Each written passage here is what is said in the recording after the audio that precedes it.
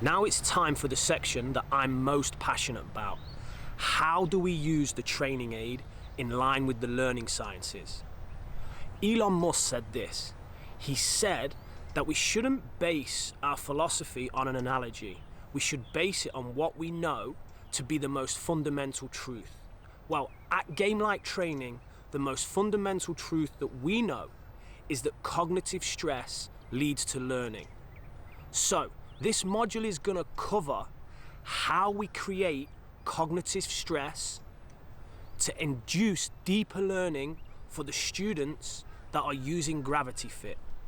And we do it through increasing spacing, increasing variability, and increasing challenge. So, get ready for some great content from Eric Zeigel and Zach Parker of Gravity Fit that's going to show you not only how to use the training aid with an individual, but how to put it in a training circuit that induces deeper learning through spacing, variability, and challenge. Let's go.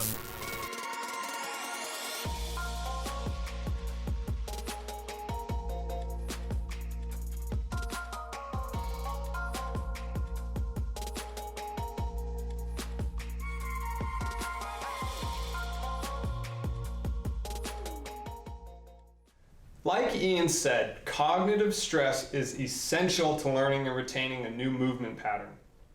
So, cognitive stress is essentially your engagement within an activity or task. It is the mental engagement that arises from the demands of that task. So here's an analogy, and I'm going to need you to play along with this. So what does 5 plus 5 equal? What does 5 plus 5 equal? What's 5 plus 5 equal? What's 5 plus 5 equal? You're probably wondering where I'm going with this. Well, ask yourself this. Which time did you actually feel like you were mentally engaged in that task? I'm going to guess it was the first time, right? Even though it's a simple equation, the first time it was asked, you went through this cognitive process to solve it. Whether it was actually challenging or not, engagement was still high to solve this problem. And then every time after that, it simply became mindless repetition. This is what you see every day you walk onto a driving range. Golfers are participating in what's called blocked practice. Repetition of the same task over and over in the same manner, under the same stresses, in the same conditions. Now this is totally fine for beginner golfers in the true early phases of learning to play, like those learning to hold the club, or trying to get the ball in the air, or maybe even simply trying to make contact, because although the task is the same, they are still actively problem solving with each swing. Block practice is also more than acceptable in the very early stages of learning a new movement skill, like trying to make a change in your golf swing. But the moment that any competency is displayed, and we mean the very moment competency is shown, blocked practice becomes counterproductive to improving further. So how do we create this cognitive stress? Well, to reiterate what Ian said, we do this through spacing, variability, and challenge. Spacing is simply the amount of time there is between a task or an action. So in this module, that would be the amount of time or space between repetitions or swings, as well as the physical distance in which you have drills spaced apart from each other, or a change of tasks perhaps. All of these increase spacing as there is now more time between shots.